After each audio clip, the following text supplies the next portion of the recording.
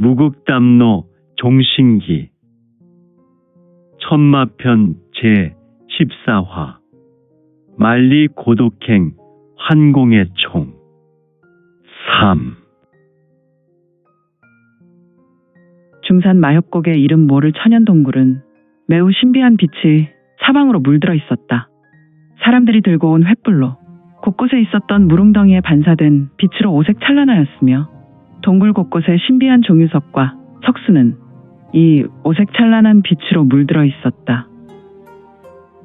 이 천연동굴은 규모가 방대하여 입구뿐 아니라 들어왔을 때 마치 큰 광장과도 같은 넓은 공간이 있었고 동굴 내부는 좀 복잡하여 여러 군데 작은 수많은 입구가 있었기에 이곳 천연동굴은 천혜의 장소여 미로처럼 사방으로 이어진 장소처럼 여겨졌다. 정말 많은 사람이 들어왔지만 사람들은 각자 2, 3, 5, 5씩 흩어져 무언가를 찾는 모습으로 샅샅이 이 동굴을 뒤지고 있었으니 물론 수많은 인파 중에 홀로 동굴을 수색하는 이도 있었다. 이때 종전 동굴 입구 밖에서 대화했던 중산삼엽도 동굴 입구를 통해 들어와 그들은 정면을 응시하고 그곳 작은 소로 길을 따라 또 다른 작은 입구를 향하고 있었는데 저 형님, 정말 많은 인물이 이곳으로 들어와 있군요. 그렇구나. 우리가 처음 혈월이 모영정에게 고금 5대 신검인 환공의 총이 있다는 소식을 접할 때는 그렇게 많은 이들이 정보를 공유하지 않았는데 소식에 발이 달렸는지. 저기 있는 사람의 복장으로 보아 과거 우패의 한나라였지만 지금은 초가 되어버린 월국 사람처럼 보이는 자도 있구나. 그러게 말입니다. 대형, 이들도 우리와 같이 전국 치루시대 강호의 이름을 날리고 싶은 것 같습니다. 그래, 사나이로 태어났다면 강호에서 벼로 앉아 새기고 가는 것이 당연하겠지. 그런데 적대형, 잠시. 상두야, 우리는 좌측 끝에 있는 입구로 들어가자. 고상두란 친구가 말을 하려 하는데 적천은 말을 막으며 두 사람의 갈 길을 제시했고 고상두와 강혁은 적천의 우수 검지가 가리킨 방향의 굴을 보았다. 저벅, 저벅, 저벅, 저벅, 저벅, 저벅, 저벅, 저벅, 저벅. 세 사람은 좌측 끝에 입구에 섰고 대형, 정말 모용정이 고금 5대 신검인 환공의 총을 가지고 있을까요? 글쎄다. 하지만 10중 8구 연국의 왕족인 모용정이 갖고 있다는 것이 확실할 것이다. 정보에 있어서는 하오 패거리를 앞지를 곳이 없구나. 대형, 하오 패거리가 도대체 누구입니까? 그래, 둘째는 보지 못했구나. 내가 막내 혁이랑 얼마 전에 다녀왔지. 그들은 생각보다 방대하고 역사가 매우 깊구나. 중원 전국 칠흥에 퍼져 있고 이들의 신분으로 본다면 주로 기루와 도박장에 종사하는 무리구나. 에이, 그러면 별 볼 일 없는 녀석들이 대부분 아닙니까? 아닙니다. 상두 형님, 제가 본 하오 패거리 중간 간부는 매우 기품이 있을 뿐 아니라 그는 지금 중원과 강호에 대해 매우 자세히 알고 있었습니다. 특히 치룽에 퍼진 신은 문파와 명문가 등 모르는 것이 없었습니다. 그래, 그것은 막내 말이 맞는구나.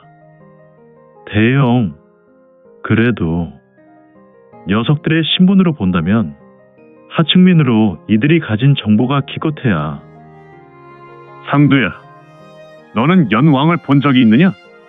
그리고 초왕도 말이다. 허허, 형님, 저와 같은 동네의 무관 사부였던 자가 그리고 3년간 대형을 따르며 돌아다녔던 곳이 불과 위와 제입니다. 지금은 이렇게 우리 고향연에 있는 것이고요. 하니 제가 만난 인물이 고장년에서 현을 다스리는 대부를 먼발치에서 본 것 외에는 없다는 것을 대형도 잘 아시지 않습니까? 그렇지. 너나 나나 먼발치에서 지부 대인을 본 것이 아마도 우리가 목격한 인물 중에 제일 신분이 높은 자겠지. 그런데 말이야, 기루에 종사하는 기녀들은 제법 높은 인물들을 매일 같이 보는 예도 있구나. 그리고 때로는 각 고급 기류 중에는 우리는 감히 쳐다보지 못하는 신분 높은 기녀도 있단다. 네. 신분이 높은 기녀를 말입니까? 그렇지. 그녀는 각 지룡 중앙 정부의 고위 관료들에게 사랑을 받는 경우도 있지. 바로 그들의 애첩이라고나 할까. 아, 그 애첩들은 술 시중을 들거나 밤자리를 같이 하며 매우 귀한 정보를 얻곤 하지. 지금 우리가 그러면 대영, 지금 이곳에 황궁의 검을 가진 인물이 모용정이라는 것에 하우 패거리의 정보라는 것이 이제야 이해가 되고 이는 매우 믿을 수 있는 정보이겠군요. 후후후후. 역시 내 동생들은 멍청하지 않는구나. 전국의 기녀와 점서이 등은 언제나 고위 관료뿐 아니라 강호에서 제법 이름밥 먹고 다니는 인물들도 상대하고 때로는 신흥문파 조직들과도 조우한단다. 네, 대영. 잘 알겠습니다. 하우 패거리를 절대 가볍게 봐서는 안 될 것 같습니다. 그렇고 말고 사람들이 항상 실수하는 것이 있구나. 외모로 판단하지. 그들의 직업이 한직이거나 다른 사람이 멸시하는 직업을 가졌다고 하지만 우리가 이곳 강호에서 칼밥을 먹고 살기로 작정하였다면 낭중지추라. 옷 속에 칼이 숨어 있다고 생각해야 한다. 너희도 상대와 싸움할 때 마지막을 위해 서푼 실력을 반드시 숨기고 최후에 꺼내야 할 것이다. 명심하겠습니다. 대영. 적 대영. 명심 또 명심하겠습니다. 중산삼엽의 눈에서 매우 날카로운 눈빛과 결의에 찬 안광이 스멀스멀 튀어나왔다. 지금 이들의 눈빛이 천하를 삼키고도 남을 것 같았다. 그런데 네, 대영. 너희 속은 괜찮으냐? 네? 난 어제 먹은 것이 좀 이상하구나. 마약국 아래 유일 객점에서 먹은 소면과 만두, 그리고 주겹청이 좀 이상했던 것 같다. 그러니 너희들은 어떤지 묻는 것이다. 허허, 그러고 보니 저는 어제 저녁부터 속에서 부글거려 화장실에 몇 번이나 다녀온지 모르겠습니다. 대영, 사실 저는 지금 걷기도 힘듭니다. 혁이는 어떠냐? 사실 저도 상두 형님과 다를 바 없습니다. 그렇구나. 나도 저녁에는 그냥 잠들었지만 아침부터 화장실에 자주 왔다 갔다 하였구나. 그런데 거기서 보고 나는 무언가 이상함을 느꼈다. 지금 이곳에 들어온 대부분 무인은 모두 그 객점을 이용하였으리라 예상된다. 내가 본 화장실은 객점의 투숙객이나 잠시 머물러 여기한 모든 사람이 몰려 인산인해가 되었더구나. 어떤 이는 그곳에서 기다리는 것을 참지 못하고 화장실에서 튀어나가 숲으로 다름질하는 것도 보았다. 아, 그것을 대영께서도 보았군요. 저는 어제 저녁부터 분명 그 객점은 수상한 점이 있습니다. 대영, 동굴에 들어온 후 여기저기에서 은가 냄새가 진동합니다. 나는 비염이라 냄새를 잘 구분 못하는데 둘째 형님께서 말씀하시는 것이 맞습니다. 동굴 안은 지금 냄새 지옥입니다. 후후후후. 그래? 지금도 일각 동안 배가 부글거려 참고 있는데 그렇다.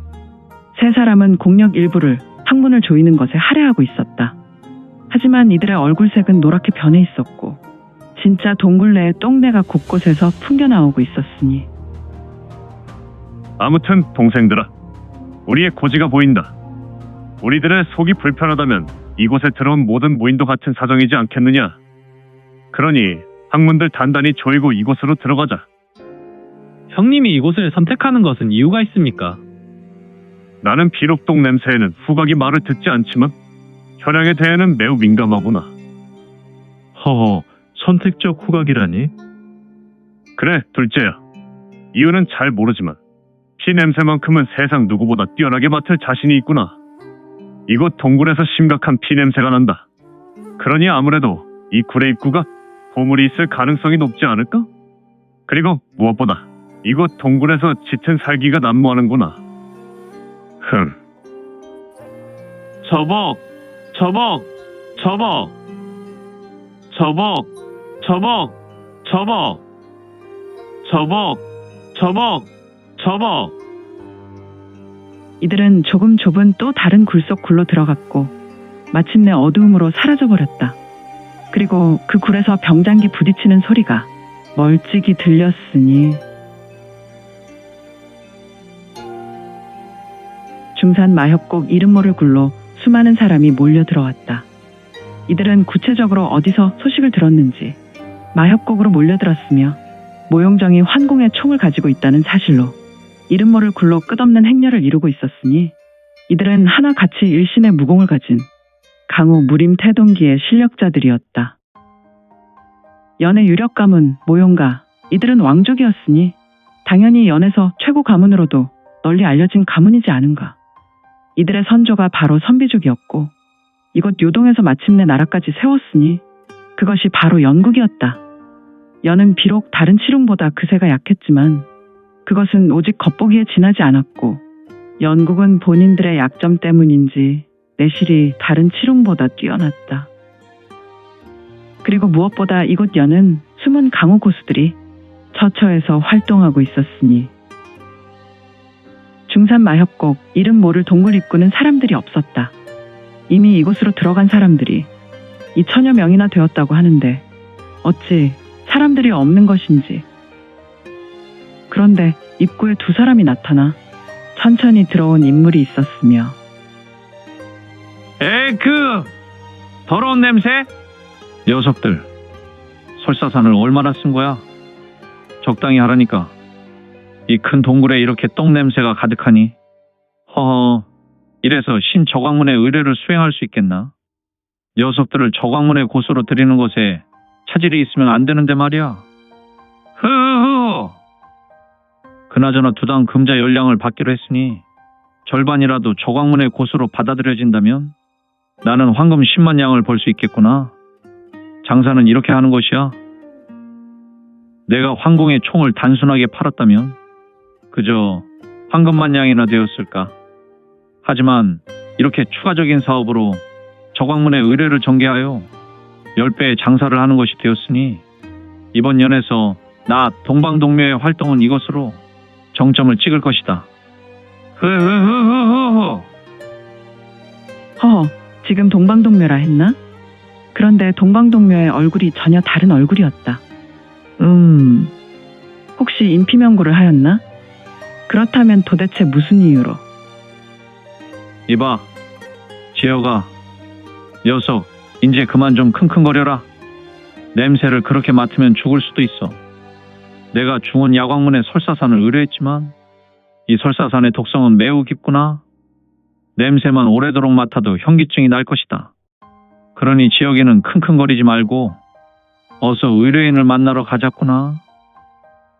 지역, 류지역, 흐흐.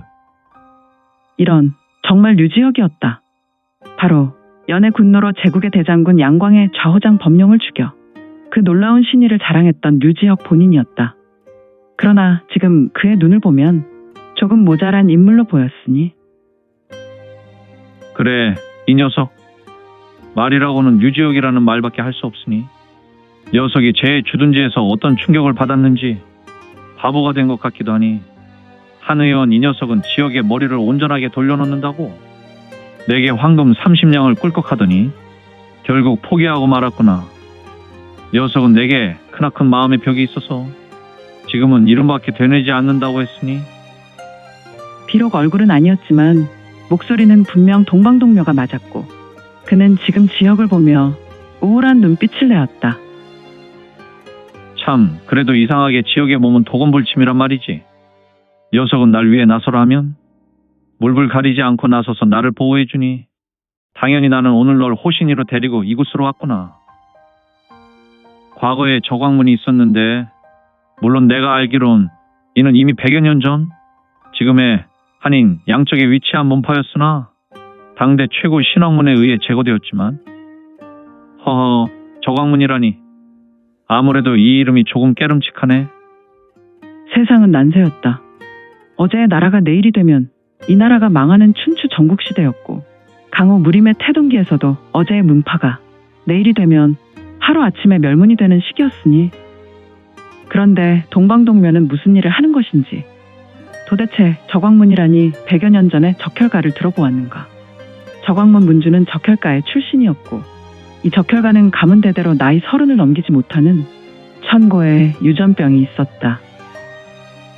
이들 적혈가는 세간에 몰래 사람의 생혈을 가지고 오랜 연구를 하였다. 하지만 이들의 방법이 고금을 망라하고 자연 질서를 훼손하는 방법이었으니 이들은 몰래 사람의 생명을 취하고 사람 생명의 근원이 되는 피를 갈취했다. 이들의 만행은 암암리의 주변으로 퍼져나갔고 결국 만행은 만천하 드러났으나 그들의 세가 절대 적지 않았으니 이들 저광문은 당시 당대 첫째 자리를 노리는 문파였었다. 그러나 혜성처럼 등장한 신흥 문파 신학문은 이들을 심판했으며 당시에 적혈가의 적자라면 모두 수급을 베어버리는 단호한 행동으로 혈사를 마무리했다. 그래서 신학문은 저광문이 숨어서 만행을 저지른 수백 년의 악행을 완전히 해결했었다. 그런데 동방동묘의 말에 저광문의 언급이라니.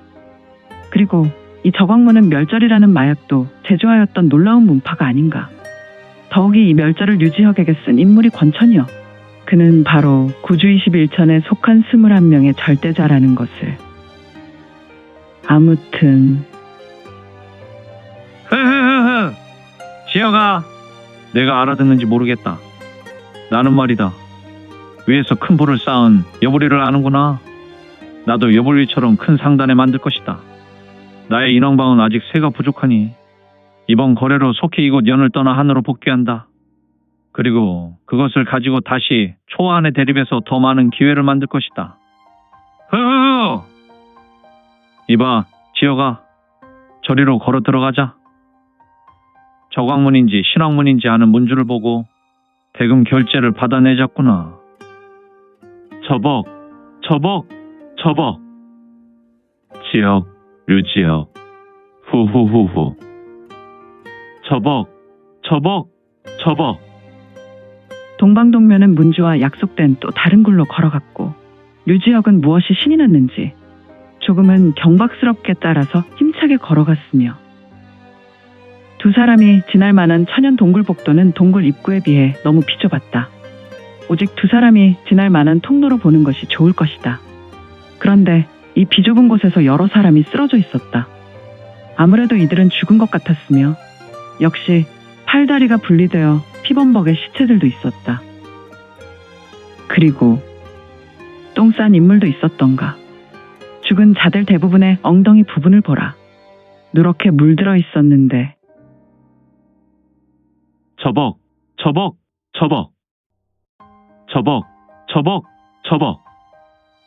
횃불 하나 들고 두 사람이 걸었으며 앞장선 인물은 바로 류지혁이었고 조금은 천천히 여유롭게 뒤에서 따른 인물은 동방동묘였다.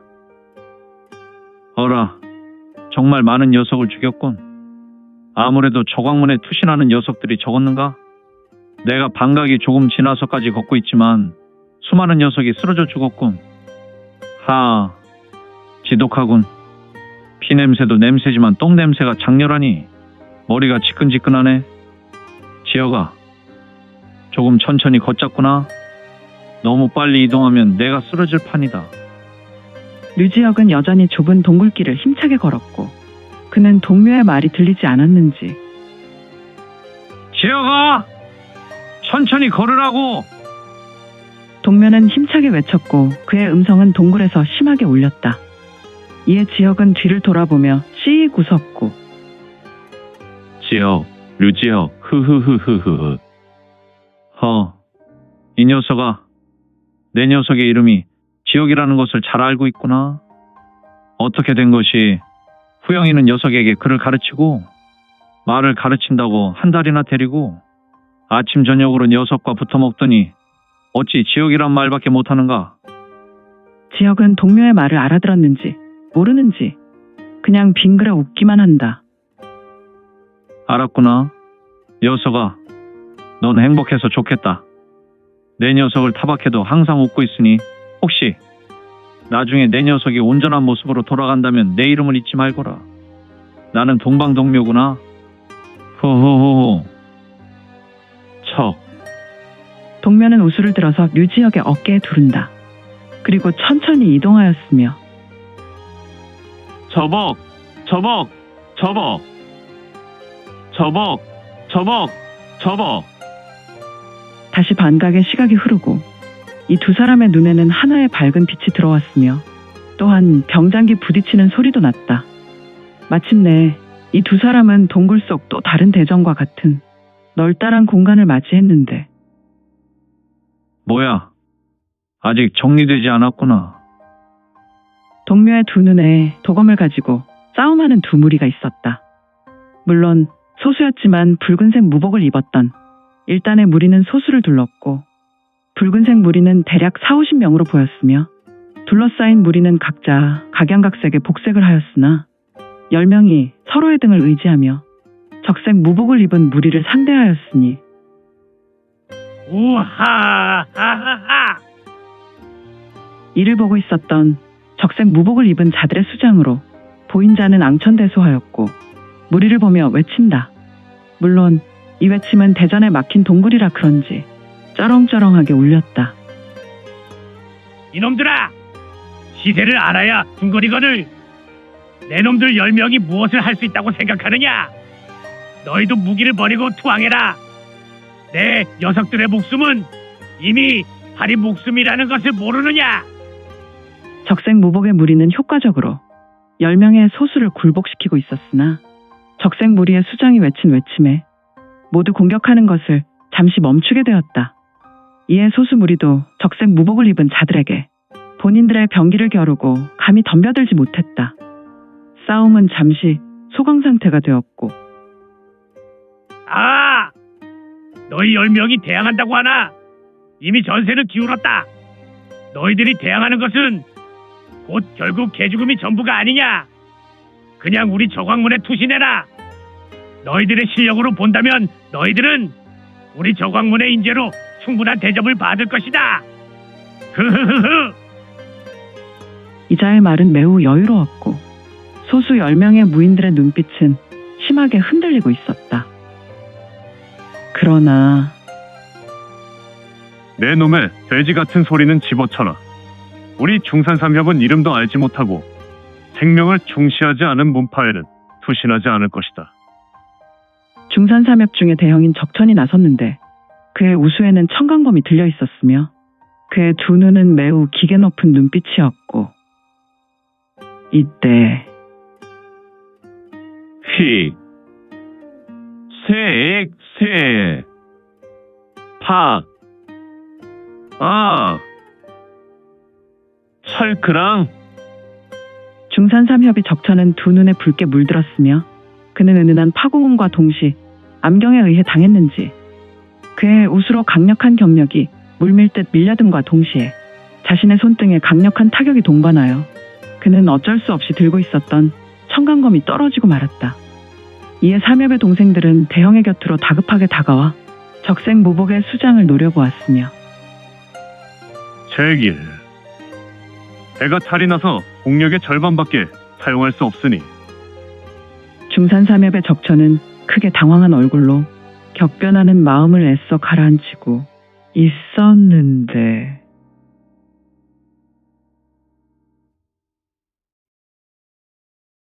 오늘 준비한 내용은 여기까지이고요. 무극담로 종신기 천마편 계속 성원 부탁드릴게요. 또한 구독, 좋아요는 본 작가의 지필에 큰 힘이 됩니다. 그럼 오늘도 최고로 멋진 하루 되세요.